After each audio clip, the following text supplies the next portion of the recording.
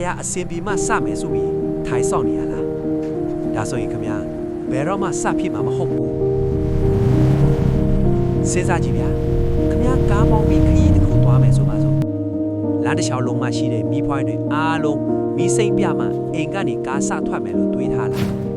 မဖြစ်နိုင်ဘူးလေဟုတ်တယ်မလားအိမ်ကထွက်မယ်မီးနီရမယ်မီးစိမ့်ရင်စက်မောင်းမယ်ဖြည်းဖြည်းချင်းသွားရင်းနဲ့လူချင်းတဲ့ပန်းတိုင်ကိုရောက်သွားတာပဲ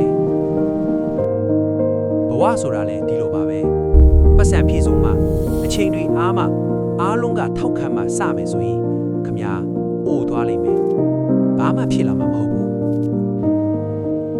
အစင်မပြေမှုတွေကြားကစလိုက်ပါလမ်းမှာပြဿနာမီးနီတွေ့ရင်ဖြည့်ရှင်းပြီးဆက်ပါလိုက်ပါ Start now with what you have ပြီးပြည့်စုံမှုမဆောင်ပါနဲ့စလိုက်မှပြီးပြည့်စုံလာမှာပါဒီဗီဒီယိုလေးကမိတ်ဆွေတို့အမှန်တရားတစ်ခုကိုမြင်စေတယ်ဆိုရင်like share and follow လုပ်ထား